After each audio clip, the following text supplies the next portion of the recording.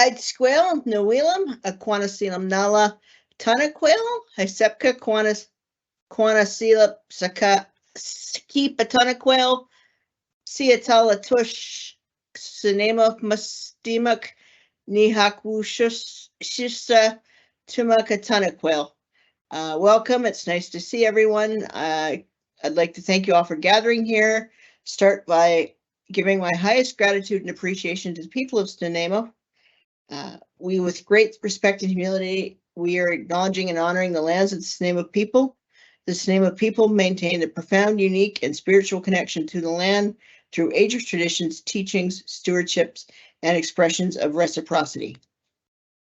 Do we have any additions, deletions, or changes in order to tonight's agenda? And you can turn on your screen, if you want to speak to that, or note it in the chat. Seeing none, I'm seeking motion to approve the agenda.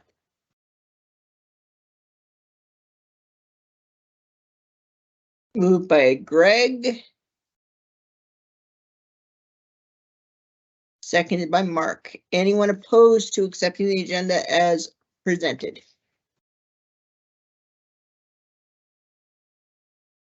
Seeing none, agenda is approved as presented. Seeking a motion to approve the minutes of the business committee meeting held May 10th and the special business committee meeting held May 17th be approved. Moved by Leanne. Seconded by Mark. Thank you. Anyone opposed? Seeing none. Minutes are approved unanimously. And now we are on to item 7.1. We have the honor tonight of having a presentation from Danielle Chason and Chris Perrier Evely. Thank you, Chris. I keep wanting to say Everly, like the musicians. Apologies. They are representatives of the NETA executive, and they are speaking about their professional development report. So I will hand it over to the two of you.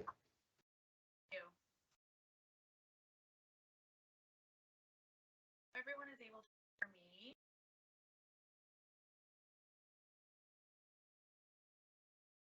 Can you see that, Danielle? Yeah, I can see it. Perfect. Hey. All right, is my mic good? Yeah. I hate to be that person, but I keep having technology problems in my office. Okay, well. It is a bit quiet, I do have to say. Sorry. Okay, You want to put on your headset, Danielle? Yeah, I can try. Just give me one. Error. Is that any better? Yeah, I can hear Chris really clearly, and you're very quiet, Danielle. Yeah, unfortunately, my. You sound much better now. Is it better? Sounds better to me. It sounds less quiet. Much better. Okay, perfect. Okay. So thank you for having us here today. We just have a quick slideshow we can run through with some information about what we accomplished with professional development this year. It's been a very busy year for both Chris and I. We're both brand new to our positions, so there's been a lot of learning going on for both of us. But this will just kind of give you a bit of a snapshot of what we've been going over, or what we've been working on this year for Prody. You could change the slide, Chris. Yep. Sorry. And there. So first of all, we could not have done any of this work without the dedication of our committee. So we have all of the teachers listed here that have been meeting with us at least once a month, every 2 months, to help us with all of the work that Prody does. So very grateful for those people and look forward to seeing some of those people back next year as well. So every year we hold our district day. This is the first time in 3 years that we have been in person. So a lot of hurdles to work through, switching from being online to being back into person. So that has been interesting, but I believe our day went over relatively seamlessly, and a lot of learning opportunities for our teachers.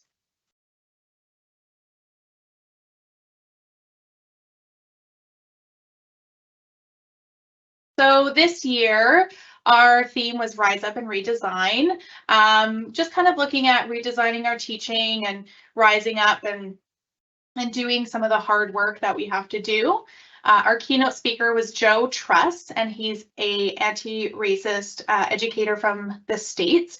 And he provided our keynote along with a few workshops as well. And we were very grateful to have him as well.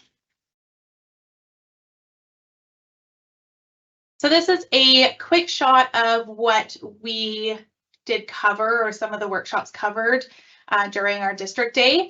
We did have 3 offsite workshops, which is new for an in-person day. So we had a group of 30 teachers at Wildwood.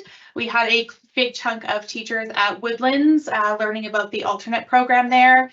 And then we also had an offsite pickleball, which was very popular. So those were really great. Some of the other ones that really stood out were workshops on social justice, including LGBTQ2S+ workshops. We had dance and music, all sorts of different ones to really make sure all of our teachers found something they were interested in. As for individual funds, we are in the 2nd year of our 3-year cycle. In the 2nd year, teachers have the ability to use their previous year funds, their current year funds, and their next year funds as well. So we did see an uptake in a lot of different travel opportunities for teachers because they did have access to more funds. Here's some of the things that teachers partook in. A few that I want to make note of. We had a lot of new teachers attend the New Teachers Conference, which is always a for them. We also had in both the fall and the spring, we had, sorry, my camera keeps cutting out. We had a lot of teachers attend the Intermediate Teachers Association workshops, and those were very popular as well. Those taking place in Vancouver and in Whistler. But as you can see, there are lots of different opportunities for teachers. And we also saw a lot of purchases of books, and then also some immersion experiences where teachers would immerse themselves in cultural work, especially some up in Tofino and places like that. Thank you, Danielle. I will step in and talk about professional learning groups. So in our world, these are PLGs. This fund allows groups to collaborate to either use their funds for release time so that they can have time to work together, or for materials and resources. Some of them, or these are the topics that were covered, or some of the topics that were covered, numeracy and literacy being one of the big ones. There was speech interventions, and there was quite a few groups that were doing library audits on content within their libraries and the books in their libraries. There was also some more topics like music. There was a kindergarten group led by one of our learning coordinators, Amy Blow, that did a lot of really great work for new and seasoned kindergarten teachers that were trying to try new things or rethink how they do it. Professional learning partnerships. This is like a PLG, but just for 2, and the funds were used specifically for release time for 2 colleagues to get together and have discussions. Some of the topics that were discussed were phonics, library diversity, literacy, assessment, numeracy, social emotional learning. Those were all topics that our 10 partnerships had looked at this year. I think I'm passing it back to you, Danielle. So I did send out our most current budget. I believe that was sent to all of the trustees. If you have any questions about any of that, please feel free to ask those, but that is the end of our presentation. Thank you very much. That was an excellent presentation. I'm always impressed by the work that the NDTA does with this presentation. It's always wonderful to see how you're supporting teachers in their professional development. Question from Tom. Hi, thank you, Tanya. Through you to our two guests this evening, it's wonderful to see you. Thank you for the presentation. Big believer in Pro-D. I actually got to benefit from your I guess, district day out at Dover where Joe Truss spoke, and then I stuck around for his workshop where he broke it down, and it was fantastic to see the NDTA's commitment to anti-racist education. So thanks for the invitation and thanks for the warm welcome. I guess I had a question. You got pretty close, Chris, when you were talking about PLC and some of the relationships. We've had the opportunity to talk about mentorships as a board. Does Pro-D and the NDTA come close to or do anything in the neighborhood of direct one-on-one mentorships? I'm thinking more along the lines of, you know, younger veteran to younger teacher, that kind of idea. Is that part of your mandate and part of your budget? And yeah, thank you very much. I'll let you answer. Thank you, Tom, thank you, Trustee Rokeby. We definitely do. So the professional learning mentorships are actually another branch of the work that we do here at the NDTA. I currently do a lot of that work, but we at our last AGM just passed to bring in a mentorship committee within the NDTA.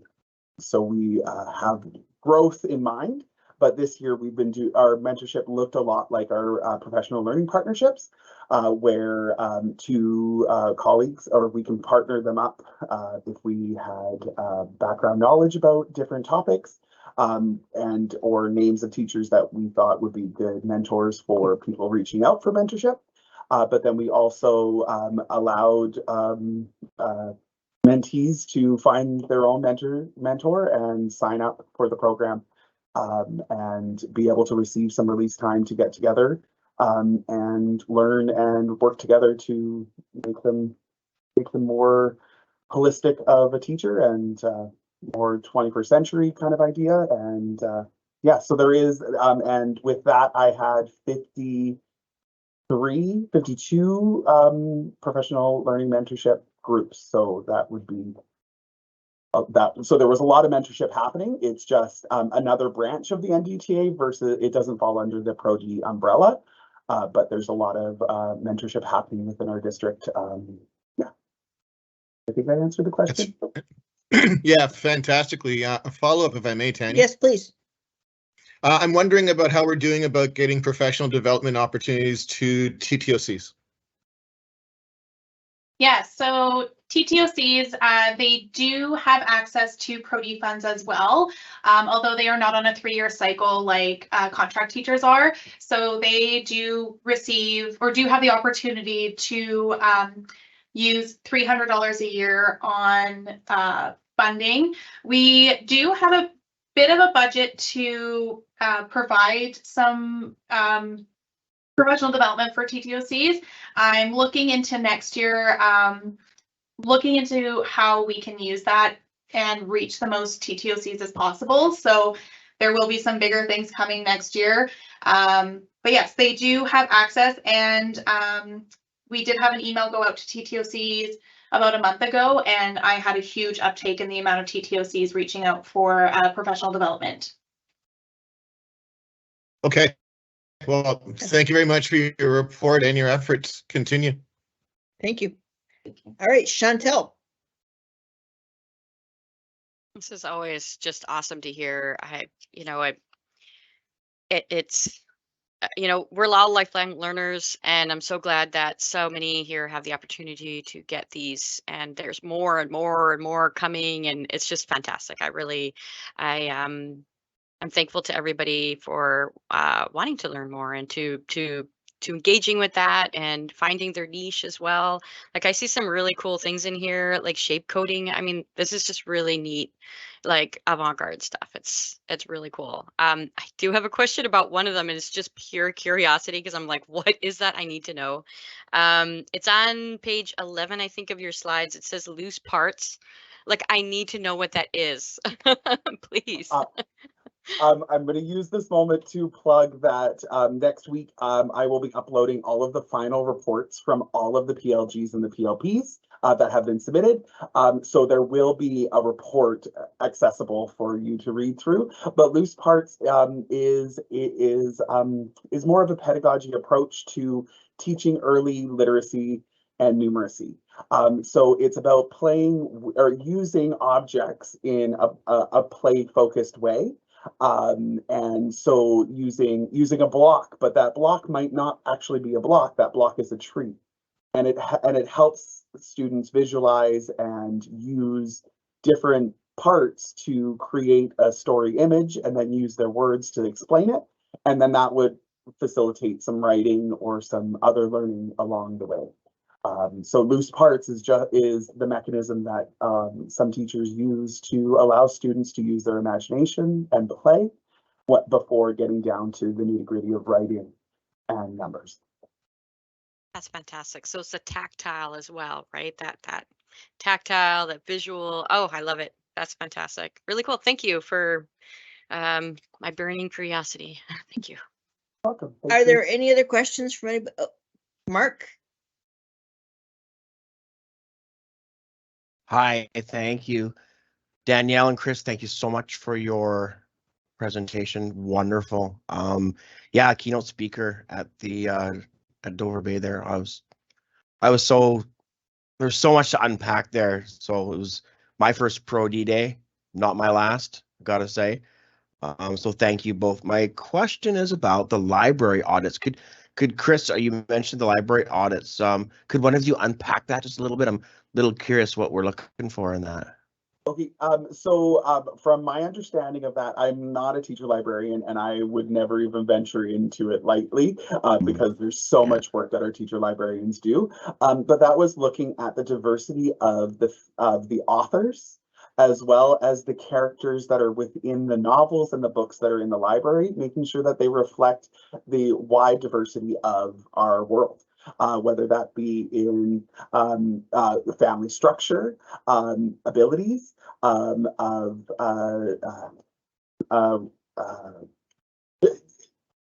reflecting the diversity of our schools, making sure that all of our students that are represented in our schools are represented in the books that they can access in their libraries. Thank you. Thank you so much, Chris. And thank you, Danielle. And have a good evening, both of you. Thank you for coming. Thank you. Honey, you're muted. I have to unmute. Sorry about that. I have a question. First, a comment and a question. First of all, I did also attend most of the Pro D Day in the district day, and it was fantastic. Joe was terrific, and I attended a workshop. I can't remember. It was about diversity, I believe, and inclusion and so on and so forth. And it was also really well done. It was just terrific. My question is, and I want to be clear, this is more of my own understanding, and so that I can, when I'm in the community and I get questions from parents, that I can explain things to them. The district day versus regular school-based Pro D, and the provincial days, how much when you guys are choosing topics for the district day, are you thinking, do you get input from teachers, or do you look at our strategic plan, or do you include a bit of both? How does that work in terms of? So I can answer that. So we try to look at kind of all the above. We do have our committee, and we typically decide our district day theme the year before. So I'll be meeting with our committee, or we will be meeting with our committee next week to try and get a idea of what kind of theme we want to head into. But we do definitely take into account kind of what the whole district as a whole is looking at, what teachers are interested in. Then for the school-based days, that's typically driven by the school. So depending on the school goals, that their school-based may differ based on each individual school's goals. Also, if there's a certain subject that they're having a hard time with at the schools, they may go in that direction, but that's more school-based, whereas District Day is district-wide. Okay, yeah. Yeah. Thank you. And the reason I bring it up is because I'm constantly working to explain to parents that yes, Pro D is important. No, it's not just a fun day for teachers. They are doing things that will benefit your children. And we have to keep, I believe that these kinds of conversations and making sure that this report that you just presented to us is available for the parents to understand, and we get this information out to parents of what the purpose of Teacher Pro D is really important, and the way we can work together around supporting confidence in the public education system. Yeah. Yes. So anyway, so thank you for this. All right. I love that the audit happened. Representation matters. Great work, Chris and Danielle, and all teachers. Yes, absolutely well said, Chantel. Seeing no other comments and questions, you two are welcome to stay and listen to the business committee meeting if you wish. If you don't, we completely understand. I know you have long days and probably want to maybe get back to your lives. So whatever you prefer, but thank you for your presentation. I raise my hands to you in gratitude, and I wish you a wonderful summer if I don't see you before. A wonderful night. Thank you. All right. And now I'm going to move into our next spot on the place on the agenda, senior staff reports. Mark Walsh, Secretary Treasurer, update on the Student Affordability Fund and Feeding Futures Fund. Great, thank you, Chair, and good evening, everyone. Just heads up, we've tried to make, there's a lot of information about to come at you, so we have tried to make the memos fairly robust, so I'm going to keep presentations short and hopefully have opportunity to respond to questions. So the first item this evening is an update on the Student Affordability Fund. So you'll see just the percentage of totals that have been expended by our schools and how we've expended those funds. So just to recall, this fund was issued by the government to kind of address inflationary pressures that families and students are going through without a ton of rules surrounding them, except for it to be focused not on kind of the internal school-related inflation issues like supplies, etc., but more focused on families. So I guess it could be supplies, but fees, bus passes, food, gift cards to support kids throughout the year. So it's been a huge success. You'll see significant amounts of funding and much of it being expended. Kudos to the secondary folks particularly who really pushed to get these funds expended. Initially, we were given the instructions that there wasn't going to be a carry forward. The idea is get it out the door. And then I think that there was a bit of a realization that spending for the sake of spending shouldn't be the goal. And so there can be a little bit of carry forward. You'll see those numbers are there. One thing that we are focusing on right now is we are trying to get a sense of the transportation needs of our students, particularly at the secondary level. We are, and unsurprisingly perhaps, becoming quite concerned that this fund is going to disappear, and there's a lot of people that are relied on it throughout the year. And so kind of boomeranging back to a place where we're not able to provide as much support is a fairly big concern. And then the second piece is the Feeding Futures Fund. And so as a reminder, this is going to be the ongoing support to feed students. And so what we've been doing is kind of going through the process of gathering what schools are already doing. So in our secondaries, this is pretty easy. We know most of them, not all, but most have cafeteria programs, a variety of means to feed kids. And so you'll see the kind of expenditures which we've already associated with these programs. We'll likely end up giving them more to be able to kind of continue the subsidies that the Feeding Futures Fund would have done for kids at the schools that require it. The bigger challenge for us is going to be the elementary school level. So we have a diversity of practice. In some places I know we have CYFSWs helping, programs as required. We have various external parties supporting, etc. We're still gathering all that data to determine the best way to move forward. What we're starting to coalesce around, and we'll be probably calling a working group to make sure that our partners and the unions and associations have a say in how it's going to flow. But what we're looking at is probably around 1,000-ish lunches a day in our elementary schools, 750 to 1,000, because we're going to focus on, of course, need. If need's higher, then that's what we'll do.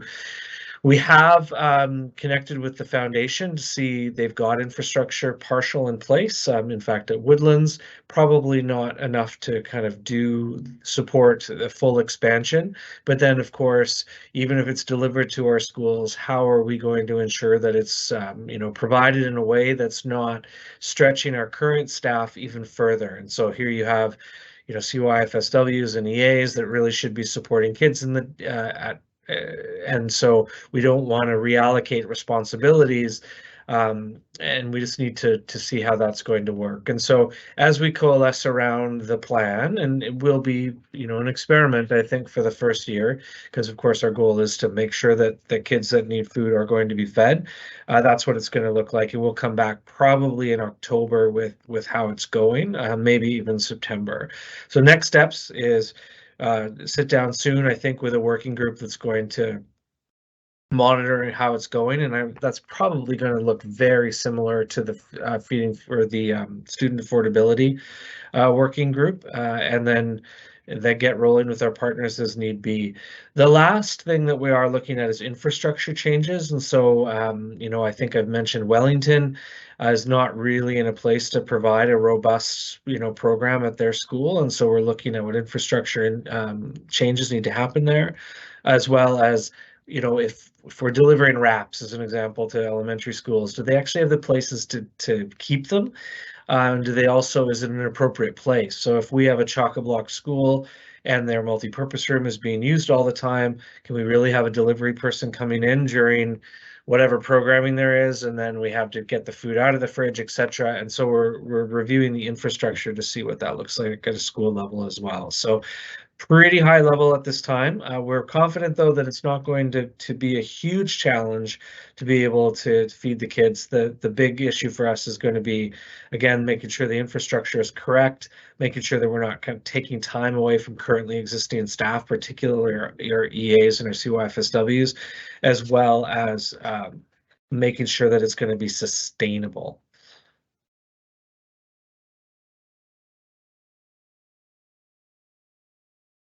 Question from Leanne and then from Chantel.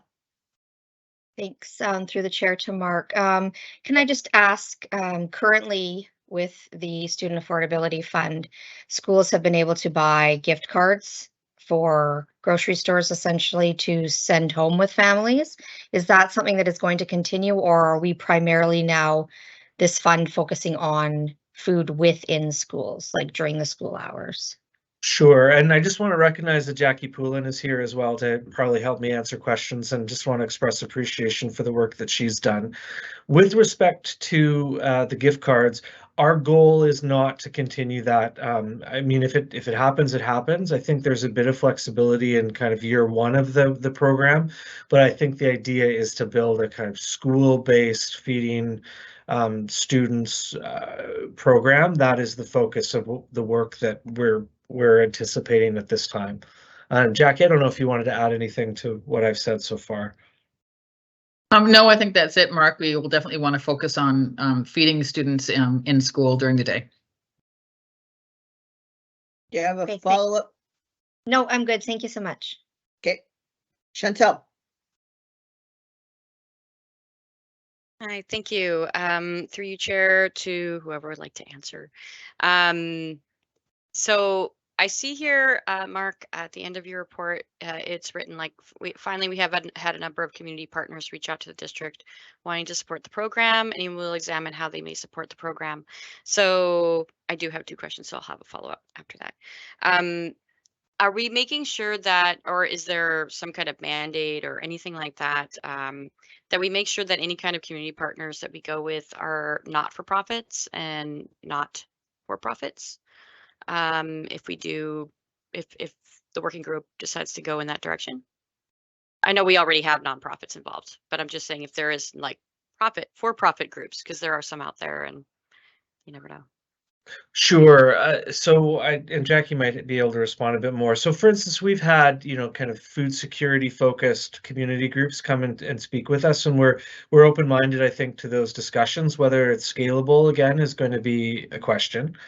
With respect to for-profit, I mean, at the end of the day, if we go out to an REIQ process, I'm not sure we would limit it to that, because our goals are going to be nutrition and cost, because we're going to want to make sure the kids are all fed properly. And so I think it's a bit of a mixture, but if it's an REIQ, I don't think we would be closing it off to solely for profits or for not-for-profits. One of the concerns that we have, and it's awesome to hear from all these groups that want to be involved, and we may actually have them go connect with the foundation because they already connect that way, I think, is that we are a little bit wary, to be clear, of having too many partners involved, because we're not funding a human to manage this at this point, at least out of the relatively limited funds that we have for a robust program. And so just that alone would be heavy to manage. So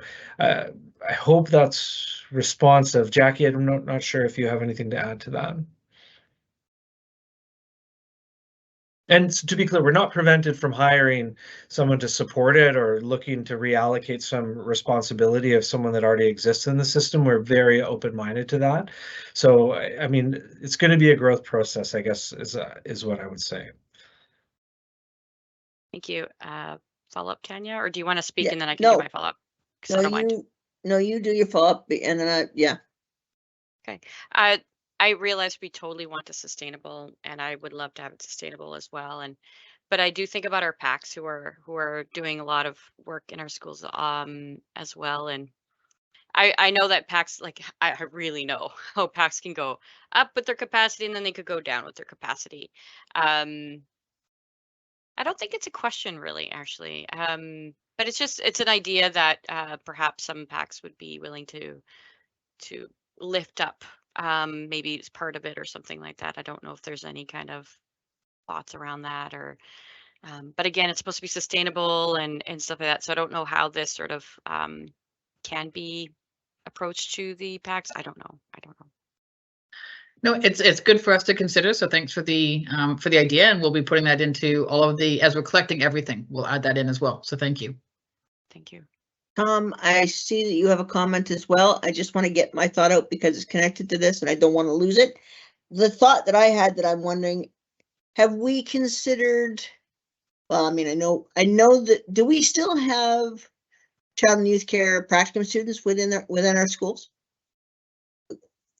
We do have some. Yes, we do have some. That would be something that those kind of practicum students could do. And the other thing I wondered about is, do we, at one point when I was volunteering at Rock City with the breakfast program and lunch program, we had a community school coordinator who was connected to us and supporting some of the connections to getting the food in, and I'm just wondering if that still exists. Well, one thing I can say is we are certainly looking at those positions. We haven't spoken. We'll need to talk with our partners and obviously see how it integrates. But certainly, it seems like an appropriate type position to assist in what we're talking about right now. We just need to make sure that it's done right to meet with people's skill sets as well as their time. But yes, I think, I don't know if it still exists in that way, but we're certainly contemplating what that could look like with our community school coordinators being involved. Awesome. Thank you. Chantel, were you good too? Did you have anything else you needed that? Okay, and then I'm going to go to Tom. Again, thanks, Tanya. And I'm more of a comment to trustees and for information to staff. When we've been gathering with Vista family on the island with other boards, we've been hearing from our SUC counterparts who have been very, they seem to have connected these two programs where they took the inflation fighting money and they developed a food program that they're now happily seeing that they're convinced the provincial money is going to continue to fund it. So I'm just encouraging all of us to continue to, there was some listening done by some of the trustees at our last Vista gathering to see what they're doing. And just an encouragement to staff that there's other districts in the province that are tackling these challenges and there might be some great ideas out there. Thank you. Thank you, Tom. So it's certainly, I know Jackie and Diane and myself are kind of trying to head the work up, and that research will be certainly included. We've noticed a couple of districts that have started posting significant positions to support this, but it's not the direction we're going yet. But it's a great comment. Yeah. Okay. Thank you. Thank you. Thank you.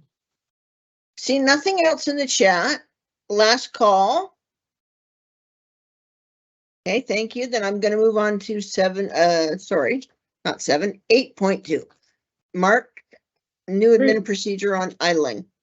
Thank you very much. And so as part of our movement to make sure that we've got a very transparent administrative procedure to go with our policies, you'll see here an example of bus and vehicle idling that we're putting into place. And I might call Pete if he wants to speak about it a little bit. I think it's pretty self-explanatory. I will note, though, there's one change that's going to come, and the policy committee will appreciate this, is that we are going to tag on to the end the reference to the policy upon which the authority stems from, and so that'll be the environmental sustainability stewardship policy, I believe it's called. So we're going to add that as well as the the date of creation, etc., etc. So Pete, I don't know if you want to speak a little bit about how this came to fruition. Yeah, thank you. Good evening, and through the chair.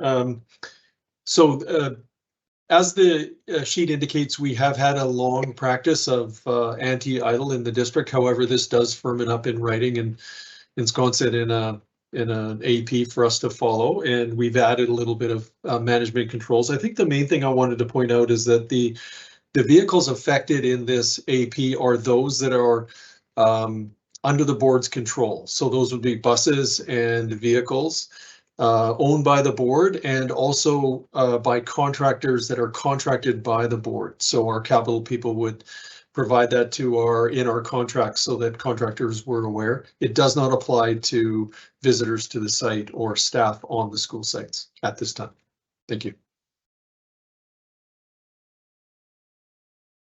Okay. Any questions or comments?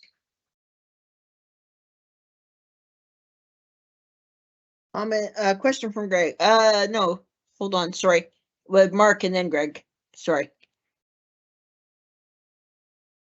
I can pass to Greg if he has a question. No, that's okay. Because just me, I just didn't see it.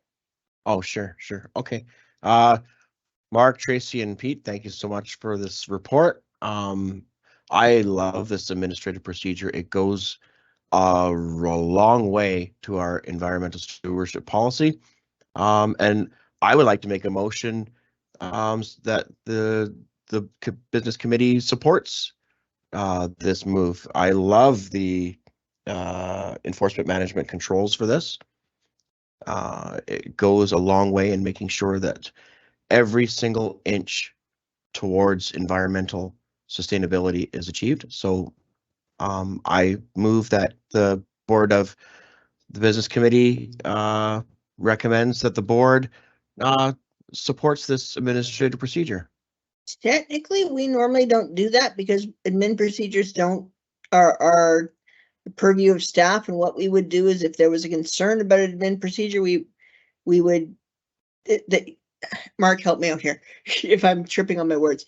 That normally what we would do is if there was something in an admin procedure where we thought, oh, this doesn't really meet the mark of what the policy intended, and we'd encourage you to look at tweaking part of it. But if it's that we just, if an admin procedure is doesn't have any red flags or yellow flags from the board in terms of concerns.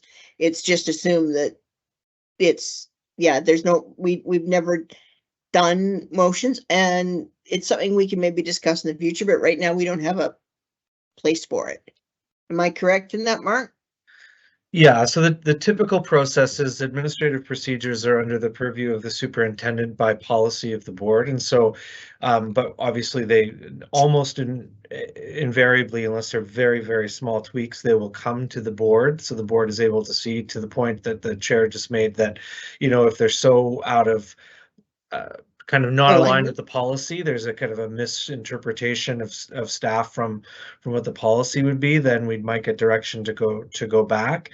And often there's some feedback. Oh, there's a typo here. Have you contemplated this issue? The point that I just made about making sure that we ensconce the policy directive. So normally we don't seek a recommendation to have the board support it. Sure. Just a quick follow-up, Chair. Yep. Okay, thanks, Tanya. No, the reason I wanted to offer the board support is because in the past 20, 30 years, I've seen and heard the board in previous boards for previous times.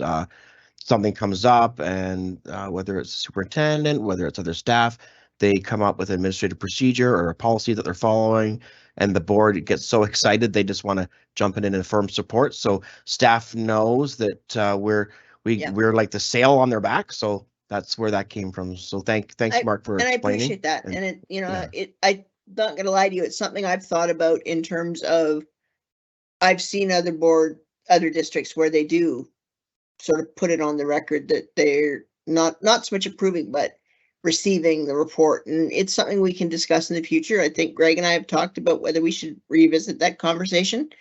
So we can, that is in the books. It's something we're going to talk about in one of our work sessions. Super. Yes. Thanks, Tanya.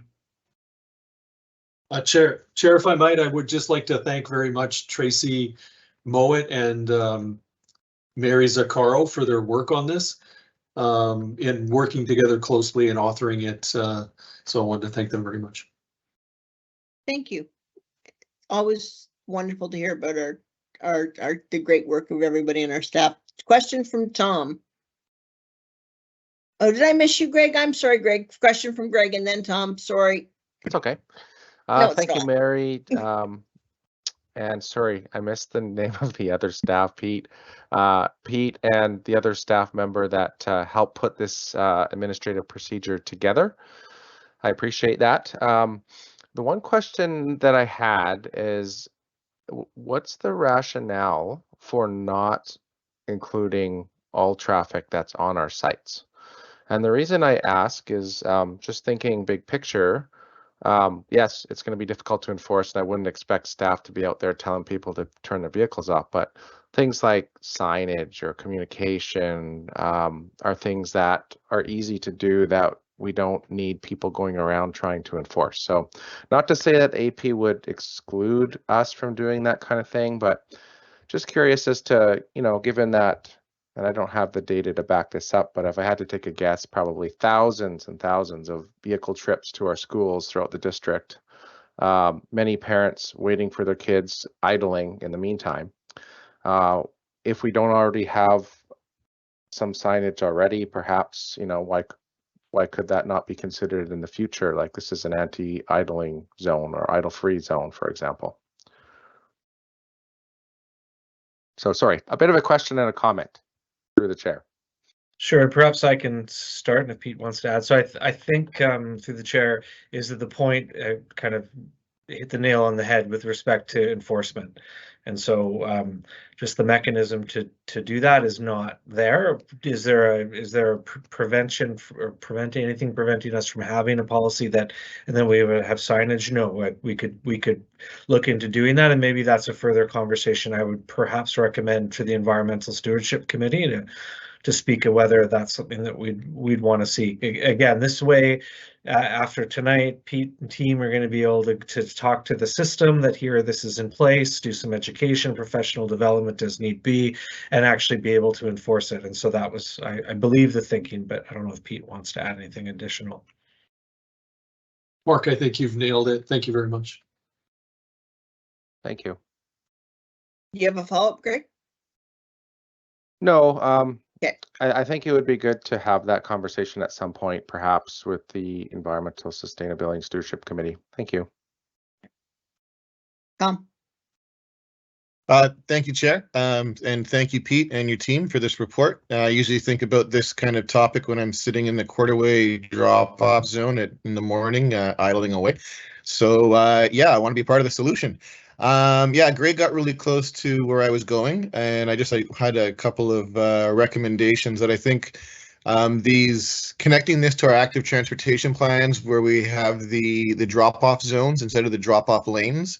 I'm hoping that, that where we can have, we go at it because of traffic congestion, but we can end up doing something about our idle capacity at the same time. I think if we can get families to see not the front door, but the park nearby as the place to stop, let their kids out and safely get to school. So I just want to make that connection that between our active transportation plans and lowering our idle capacity. And yeah, I too was thinking that if there was an opportunity to even under the guise of a reminder to staff, our AP is on a sign in a couple of prominent locations for everyone to see. I think it's a reminder that would go miles for parents like me who want to do the right thing, but probably need a nudge. So thanks for your work in this area, Pete. And yeah, I hope we can do more for the larger. I'd like to get it to a site-based policy, but I appreciate enforcement. It's going to be a culture thing from here on out. Thank you. Yeah, I would agree with what Tom just said. And Greg, I would love to see it eventually be something we're doing a little bit more to encourage parents around and everybody. But I do understand the enforceability issues, so I will leave it with you guys for now to take it to see what the Environmental Sustainability Committee suggests and see if they have further thoughts on what we might do. All right, thank you, Pete, and thank you for that one, Mark. And we will now move on to our next item, Policy Committee update. Great, thanks, Chair. So I'm just kind of representing the output here of the Policy Committee members, and so I'm just going to remind trustees, the trustee members of the committee are Trustee Rokeby, Trustee Morvay, and Trustee Keller.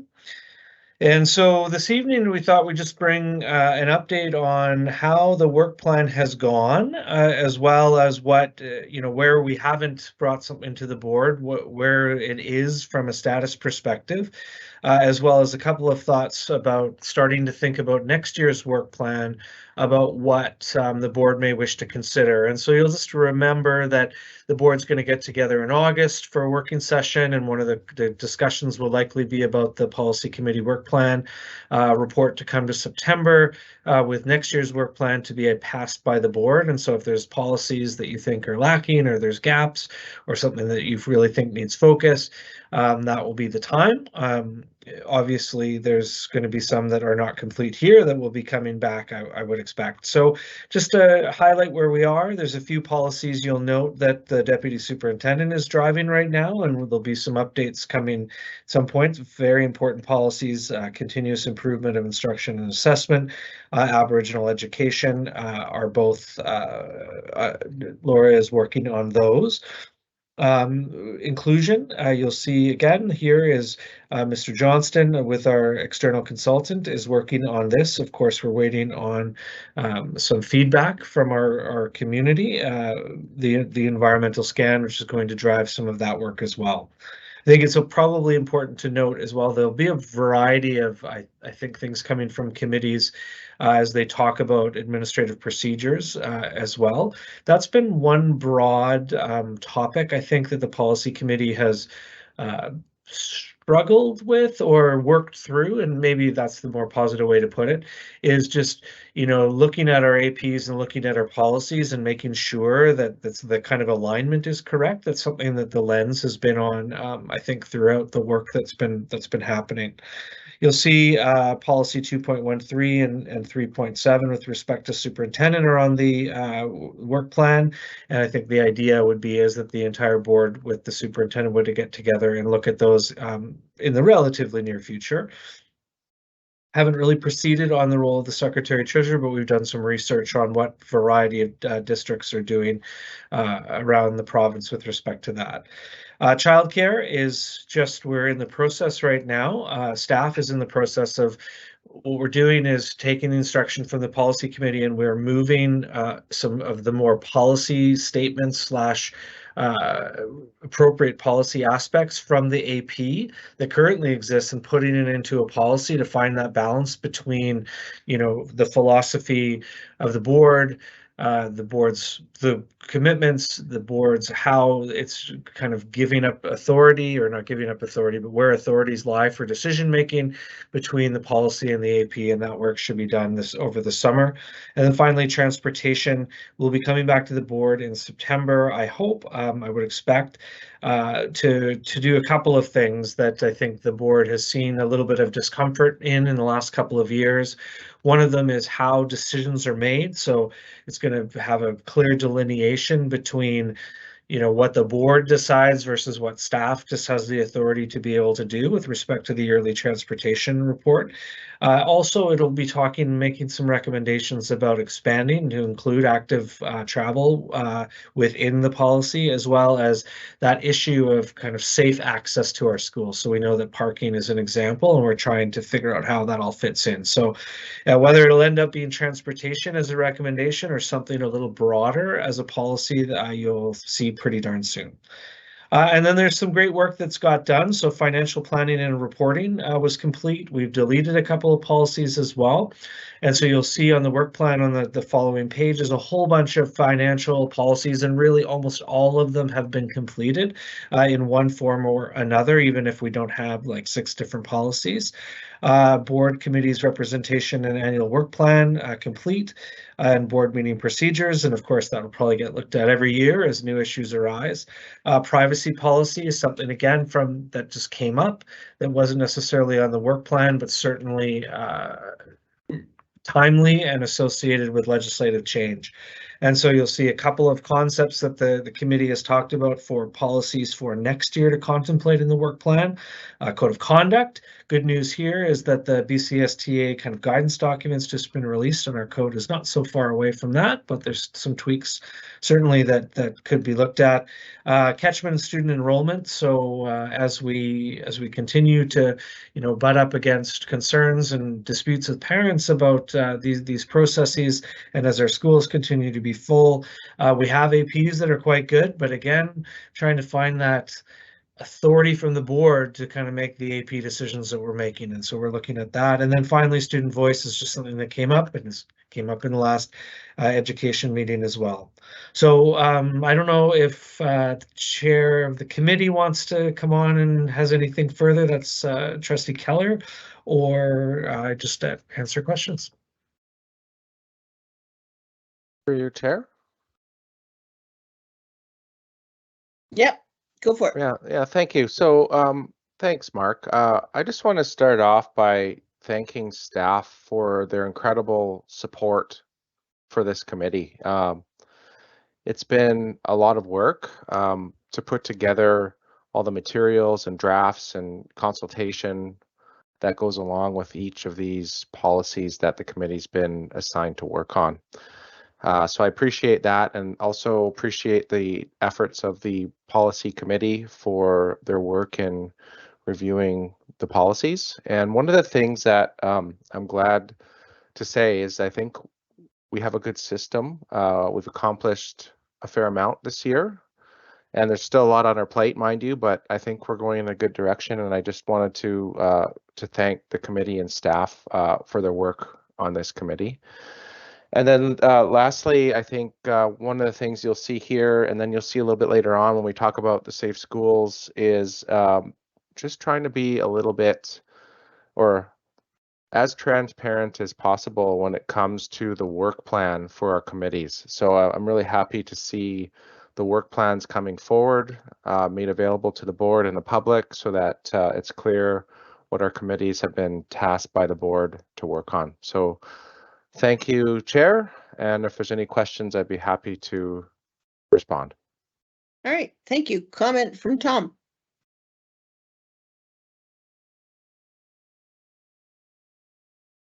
Yeah, thank you, Chair, and thank you, Greg, for your words. I want to echo what Greg said. It's been a very productive committee, and it's been a great place to learn about our district from some very knowledgeable staff that have been there to support us on a regular basis. We're working with Mark and Elke, and then yeah, we've had our pick of just wonderful, committed people come in and give us their insight to help us craft proper policy.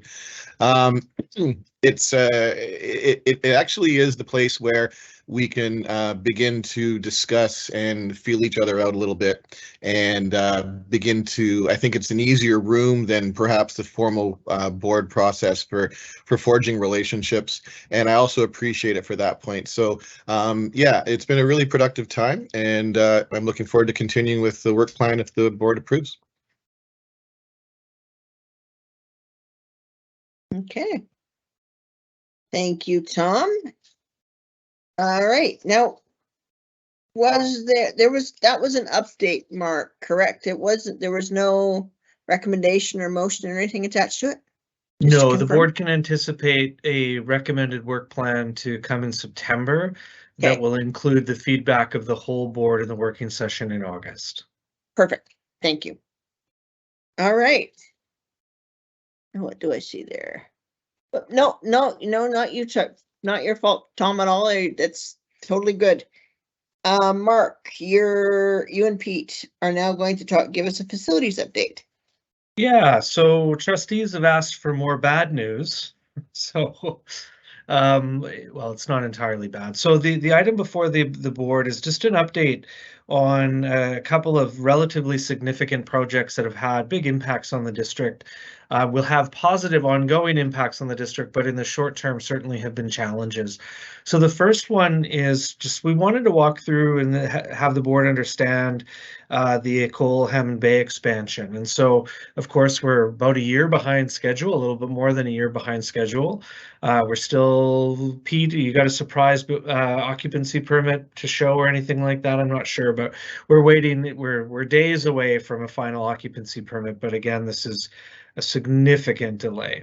The good news, though, the couple of pieces of good news is, one, we are not significantly over budget. We are well within where we need to be. So rarely do you hear that. So not on time, but on budget. So that's really good news and a testament to the facility staff who are monitoring this project. The second piece is again, there's been some inconvenience at the school level, but ultimately we weren't relying on all of that new space for this year. So good news again that we don't have, kids in very awkward places. We had to do a bit of mix and matching this year, but generally the impact has not been significant. Sorry, I do want to recognize that any construction is inconvenient for staff. People have changed, they've been very flexible, but we're not putting kids in an outdoor classroom with a fence around it or something like that. So that's positive. So we do anticipate having access to have it function very soon. Of course, now we're so close to the end of the year that there's no way we're going to move kids out of portables into their new classrooms during this school year, which puts our portable moves even further back. And so unfortunately, that side of delay is on us. But of course, our facilities team has our building permits to move the portables, going. One other thing I'll just bring to the board's attention is we have had the opportunity to tour the very marvelous multi-purpose space that'll be a music room at the area with the city of Nanaimo, and we're just talking about what potentially that could be from a community aspect perspective. Just very tentative at this point. Just thought we'd give you the heads up that we've toured it. We'd have further discussion if those discussions went further. The second aspect is the portable relocations. So I think Pete's put a fair amount of information with respect to portable moves. And so just in perspective, in the old days, and I don't think the old days are even that long ago, what you would do is we would have our engineers and our plans and have assurance, and then we would just move the portables. That process is now not the same. So now there's an expectation, and this is pretty consistent across the province as far as I'm aware, where you're going to have to get a building permit. And so, of course, we submit our building permit. If we have a minor, and it takes however long in the current system to get looked at. If we have a minor error or something that they want fixed, what does that go back to the beginning of the queue once we fixed it, etc. So a very, very extensive lead time for a relatively easy project. We are working through that with our partners in the city and continuing to have respectful, but increasingly dire conversations about how do we make this work better, given the kind of experience with the school district, the fact that we've got fairly sophisticated facilities departments, we've got skilled staff. How can we make this better? So those are continuing, but in reality, Wellington, ND are not going to have portables for September. Pleasant Valley not going to have a portable for September, and we started anticipating the need for Pleasant Valley in February, and so that shows you our kind of timing. And now finally, a Cold North Oyster and our building enhancement project. And so this one again is one of those ones where ultimately it's going to be great. The building's going to be secured, but it's been a huge inconvenience because of flooding that occurred associated with the project. The ironic part is the building enhancement program is the leaky condo fund. And of course, that building gets opened and there's significant flooding. And so I want to express appreciation. I want to express an apology to our staff who are impacted, but appreciation for the flexibility that they've had. It's been a tough go, but wow, have they dealt with it in a really great way. And we've heard some frustration, and absolutely, just I can completely understand why they'd be frustrated in the circumstance. It's also another project that screams, this is why the school district likes to run our own projects, because this doesn't happen when we do it particularly. There's three problem areas, and we do see some light at the end of the tunnel, but we just wanted to make sure that the board was aware. And when you see the staff at Cold North Oyster, I'm sure you're expressing appreciation already, but please express some more for their patience throughout this year. Pete, I don't know if you wanted to add anything. Mark, thank you. And through the chair, I think I really just want to echo your comments about the impact on our school-based staff. I think that, we're working to mitigate as quickly as possible these situations to get them in appropriate learning environments. And I also want to thank Kelsey Bakewell, Brian Hackwood, and their planning staff who continue to work on these issues and our Plan B to make sure that staff and students are impacted as minimal as possible. Thank you. Thank you. Great work. Great work. Really appreciate the update. Yeah. I know that this has been very frustrating for a lot of people in various places, so it's appreciated. Leanne. Hi, thank you. Just through the chair to Pete. I just have a question. We've kind of already had conversations in other meetings regarding the portable building permits. I'm just curious, are these considered commercial permit applications, or are they considered an commercial alteration? When you're looking at the city, like the city site tells you how many applications are waiting for review and what the last date that they're working on is. So I was just trying to see, do you know if they're classified as commercial? Thank you, through the chair. Off the top of my head, I'm not aware of exactly how the city classifies the permit itself, so I can't speak to that aspect of it. I do know that I'll echo, as Mark has indicated, that things have gotten substantially more complicated, and the district is following the city's requirements for building permits. And unfortunately, with how busy everybody is, the levels of staff, it just takes a significant amount of time to process these. And the time it takes to process these through the current process is greater than the time we have between when we recognize the portable is required and when we can actually deliver it. we can't get them by September anymore, and it always was a challenge.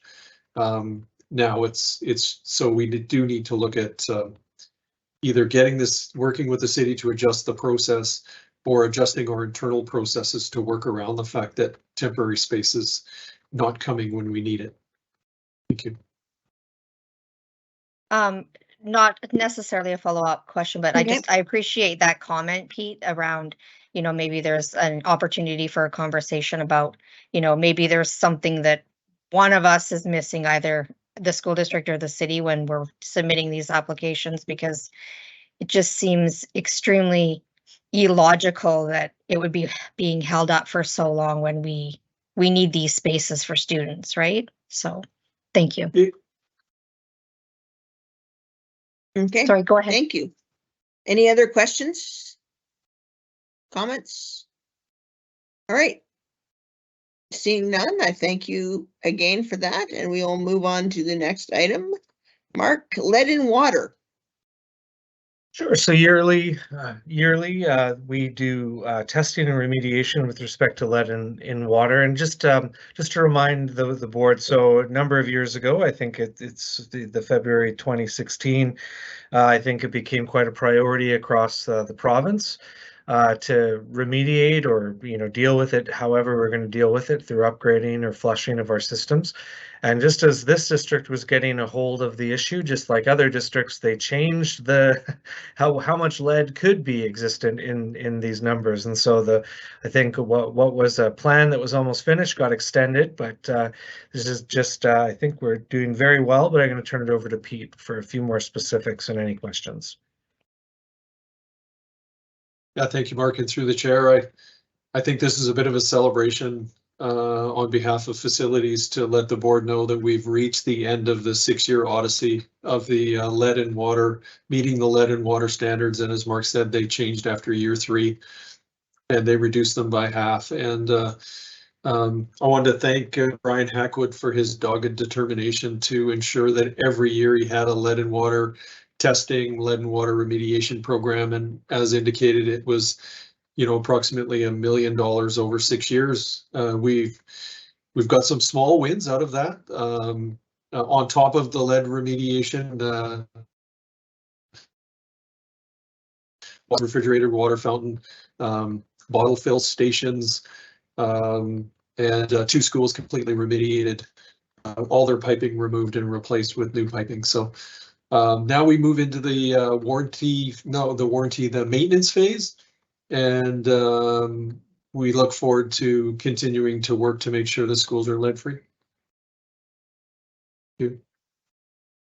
Thank you. Any questions from anybody about this topic? Okay, seeing none. I just want to say thank you also to Brian and to everybody on this one. I know this has been an ongoing topic since almost, I think, when I started on the board, and I know that there's some people who are very concerned about it, as they should be. Certainly lead in the water is a scary thing, but really appreciate the diligence of staff on staying on top of this. All right. So next we have item 8.6, carbon neutral reporting. Yeah, thank you, Chair. So here on a yearly basis, we're required to report out on our carbon emissions. You'll see COVID has had a absolutely massive impact in impacting our ability to kind of meet our goals, both our board goal and our general goal of reduction of carbon emissions. And so on the report on page 47, you'll see the COVID year itself. We were way down. Obviously, we had a time of closure. I actually think it was a warmer summer or warmer winter as well. So we went from a pretty, we were trending down from 2015 to 2019 and then dropped. And then all of a sudden, kids came back, of course. But the other thing that we did, and this is huge, is that because we have mechanical ventilation systems that are capable of meeting the kind of modern expected standards, particularly during COVID, we were sucking all of this cold air into our buildings throughout the day and heating it, and then spitting all that warm air out because we wanted to recircle the air because of COVID, and then pulling cold air in and heating it again. And so all of the mitigation efforts that we made in 18, 19, 20, 21, and 22 got more than eaten up basically by COVID, in the sense that our airflow, because our majority of our use is natural gas, oil, propane to heat buildings. So that is a direct reflection of the COVID impact. So and having systems capable of actually doing exactly what the community was demanding of us. So combine that with 2022, we also had a relatively cold winter, particularly when we were in session. So it adds up. But the good news is that we can go back to a little bit more of a reasonable airflow, but also we are continuing to make strides in decarbonizing our white fleet, so our non-buses that are district vehicles, our buses, as the board has been supporting, variety of heating systems. And so we would be, I'm going to say more than cautiously optimistic. I'm going to say June 14, 2024, I would expect that 2022 number of total usage is going to be significantly lower than the current year. Pete, you want to make a bet, or I don't know if we want to do that, but. Thank you. I'm certainly on the same team as you, Mark, with the expectation that we'll see lower carbon for next year, given all of the conditions. I did want to also add that while we pay a carbon offset of $25 per ton, since the introduction of the charge, the ministry has introduced a carbon neutral capital plan. And under that capital plan, the district can apply for carbon reduction projects, and we have every year, and we receive approximately $500,000 a year. And so while we are paying a carbon offset, we do have this additional program that we fully take advantage of. Thank you. Can you tell me a bit more about that, Pete? Like, I don't really understand what you just said. You'll see in the minor capital section today that the ministries years ago, well, it doesn't say when, introduced a new category in the minor submission called carbon neutral capital plan. And they allow districts to apply for carbon reduction projects. And that was introduced at the same time that we started to pay the $25 per ton. And so the district does receive funding from the ministry and for carbon reduction. While we're paying offsets, we also receive projects that help us reduce our offsets. And I think I apologize. I think I cut you off, Mark. You were going to say something. Well, I was going to say just 2 points on the carbon reduction funds. One is that this is an area that the ministry deserves a lot of credit.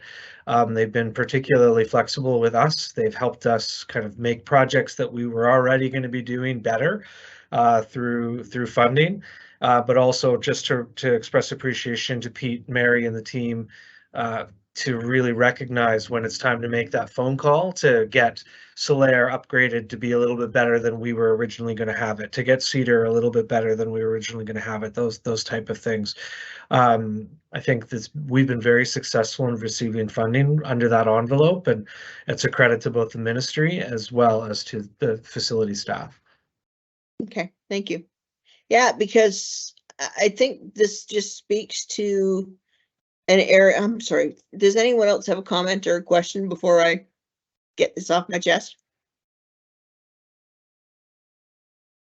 And we'll talk about it more when we get to the capital plan pieces, but it's another area of where I can see some need for some continued advocacy from our board and boards in general around. There's a lot of work we have to do in capital to get our buildings more. Not only we focus on seismic a lot, but we also need to look at energy efficient and environmentally sustainable, more sustainable buildings. I had a student, I did a visit recently, and a student asked me, why can't we have solar panels in our schools? And I didn't know what to say, but I sort of said, well, I think some of our buildings may not be capable of taking solar panels because of their age. you know, that it would be very difficult to do that in some of our schools, like solar panels, for example. You know, and then the accessibility stuff that we're going to have to do for some of our older buildings. So lots of work coming, I think, in our area of capital funding. Comment from Greg. For you, Chair, yes, Tanya, you just made me think about something I want to share with the board here, or the committee really quickly, related to this item. There is a tie to our Environmental Stewardship and Sustainability Committee, and I would anticipate that sometime in the fall, we'll be bringing forward a proposed work plan with something related to greenhouse gas emission reductions. I don't know what that would look like quite yet, but I would suspect that something would be on there. So as well as environmental stewardship and sustainability initiatives as part of the committee's work plan. So there is a tie, and I just wanted to mention that because you had brought up that up in your comments. Thank you. Thank you. All right. Seeing no other comments or questions, I will move on to 8.7, proposed 5-year major capital plan. And there will be a recommended motion attached to this, but I'll let Mark speak to the issue first. Sure. So thank you, Chair. So yes, there's a recommended motion, and this is related to our major capital. So we'll get to our minor capital submission here in a moment. So just as a reminder, what happens in our district, the Long Range Facilities Plan Committee had the opportunity to review the data in advance, discuss it, and then it's come to the board. So what happens is every year the board will submit a capital plan for the school year essentially following next year, because it's the next year is when the ministry is looking at our projects, determining need, determining how much money that they have to be able to support them. Then what'll happen is we'll get a letter next spring break-ish and says, here's the projects that we're supporting. It's not going to be all of them, that is absolutely certain. And so we have to prioritize them, and we need to have a rationale as to why we would need them. So in the major capital, the site acquisition is still there. So you'll see Pleasant Valley, Departure Bay, Chase River, Bayview, Dover. We've removed, this time at least, the one in Ladysmith. We're just reviewing what the north end might have to look like, but that's as a result of us anticipating being able to build sufficient seats as part of our whole Ladysmith plan. And again, it doesn't mean that we would be looking for an expansion of Pleasant Valley. It means that we'd be looking for land where we think the growth is going to happen. And so, for instance, we do envision just south of the highway, west of Pleasant Valley, but in Landsville, that's an area of significant growth that we don't actually have land for a future elementary school, as an example. From an expansion perspective, ND, I think, will surprise no one that that's the top of the list. Chase River, again, you see how many portables are there, and you see what's happening with Sandstone coming in. Dover Bay, look at the growth numbers that we're projecting. And so we've just had an expansion, so it'll be able to support additional enrollment. But in the long run, if those numbers appear, Dover is not big enough. Wellington is similar to support some growth. And then you'll see that we still have that idea of a site at Tay-Tuxton to support. It says learning alternatives, and it would be, you know, some version there of a school to support maybe a storefront school, or it could be capacity as needed. In reality, you're typically not going to get more than one, maybe two of the projects that you asked for. And so this year, as an example, we got one. The last time before that, we got Hammond Bay, and that was years before that. And then for years 4 or 5, we just, again, we're just giving the ministry the heads up. This is where growth is coming, so we don't want you to be surprised when we ask for funds in the future. You will note that we did, though, lower down the priority list Departure Bay, Randerson, McGurr, and Frank-Ney, because if Randerson or Rutherford opens, apologies, then they're just not going to need that expansion that we've been talking about. Departure Bay probably will at some point, but still will be able to cover much of that. Replacement projects, again, we're suggesting ND and Chase River. They're both seismic. Why would you rebuild school, or why would you seismic a school that really is at the end of life. And so that's the idea behind the replacement projects. And then, of course, our seismic mitigation. So ND, again, number one. Chase, very important. Departure Bay, you think of its accessibility issues. So we are looking hopefully to potential rebuild. And then a couple of smaller goals with respect to seismic. We'll note we put the transportation building on there as well because of the fundamental nature of the service it provides. Highly, highly, highly unlikely the ministry will support seismic for a non-school-based facility. So when you do go to page 55, you'll see the total ask is over $500 million just in our major capital. But just do note that there's overlap. So Nanaimo, so ND and Chase are in two different categories. And so those numbers will add up multiple times. So it's not our ask is a bit more modest than $500 million. So the recommended motion is there, and happy to answer any questions on that. Again, hopefully this is our year on ND, but we won't know till next spring break. All right. Do we have any questions? If not, I will seek a mover for the motion, please. But yes, question mark, or yes, you would like to move the motion? Oh, question. Oh, I had a question. Sorry, my keyboard wasn't typing. I apologize, Tanya. That's okay.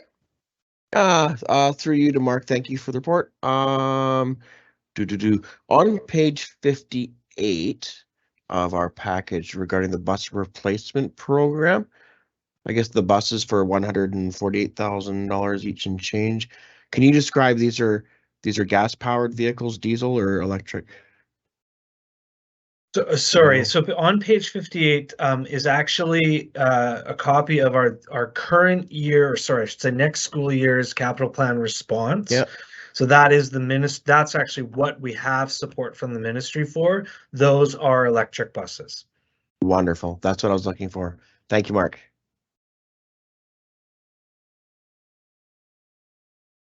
Okay. Looking still I need a mover of the recommendation. Moved by Leanne, seconded by Chantel. Leanne, do you have it there? Or do you need? Or can I read? Do you need me to read it? I can read it. Thank you.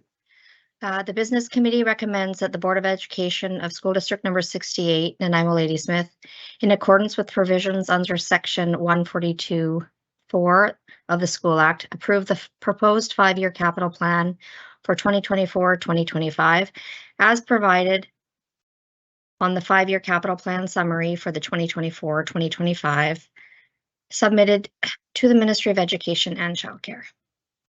Thank you. And seconded by Chantel. Do we have any discussion? Oh, I'm sorry. I didn't ask if you wanted to motivate, Leanne. I'm sorry. No, thank you. That's all right. Okay, thank you. Seeing no discussion? Anyone opposed to the motion? Seeing none, carries unanimously. Thank you. 8.8. Proposed 2024-25 5-year minor capital plan. Great, thanks, Chair. So just a little bit of background for those that may not be aware. So this is the minor capital plan. And so within the minor capital plan, we're asking the Ministry of Education for support for a variety of projects in their various funding envelopes. And so school enhancement program. And so there's examples of projects that are going to make the school more functional as an example. Carbon neutral capital program, Pete talked about that, lowering carbon emissions, playground enhancement. I think that's self-explanatory. Bus replacement, building envelope program, which is the leaky condo idea. And then a new one is school food infrastructure. So what we have done is, again, we really are trying to stick to the direction of the board in the long range facilities plan to say, look, if you're doing one thing, do them all at the same time. Not only is it more convenient, it's probably cheaper. So if we're going to open Rutherford, we still have some things that we probably need to figure out exactly what we'd want to do, but we've kind of put a placeholder there. So we can go to the ministry and say, well, look, this is our time. Like the school's not open yet. You fund us, and so we can do it in the year before the school opens. We don't quite know what it looks like yet, but that's the idea. John Barsby Secondary Inclusive Washroom renovations. So we heard from our students, we've heard from our staff that there's really not a very good gender neutral option in the school. And so we're taking this opportunity to reflect that what we've heard. And so therefore it's number 2 to enhance the school. Solaire window replacement, we just didn't have funding for that in the seismic upgrade, so that's what we're looking at. You'll see Cedar Elementary band room renovation, another example of making sure that all of our jurisdictions are represented in our capital plan. Ladysmith Primary, if we're going to be adding to Ladysmith Primary, then we should be doing all the things we can at the same time. And then you'll see we're making a point to the ministry by saying, here's all the other things about Ladysmith Intermediate as an example, and here's a bunch of things about ND that suggest don't give us money to seismically upgrade it. Just replace the darn thing, because these are all of the failing systems in the school. It would be absurd to seismically upgrade a facility at end of life, and the ministry understands. And then so carbon neutral, you'll just see various boiler systems, etc. that we're looking at. Playgrounds are there, etc. So subject to any questions, the recommended motion is there for consideration. Do we have any questions? Seeing none, may I get a mover for the motion, please?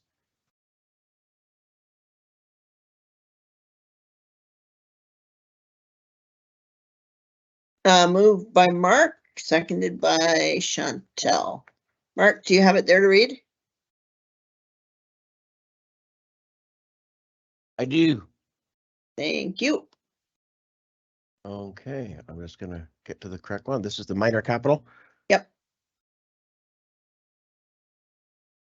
The Business Committee recommends that the Board of Education of School District number 68, and I'm Ladysmith, in accordance with the provisions under section 142, subsection 4 of the School Act, approve the proposed minor capital plan for 2024-2025 as provided, to be submitted to the Ministry of Education and Childcare.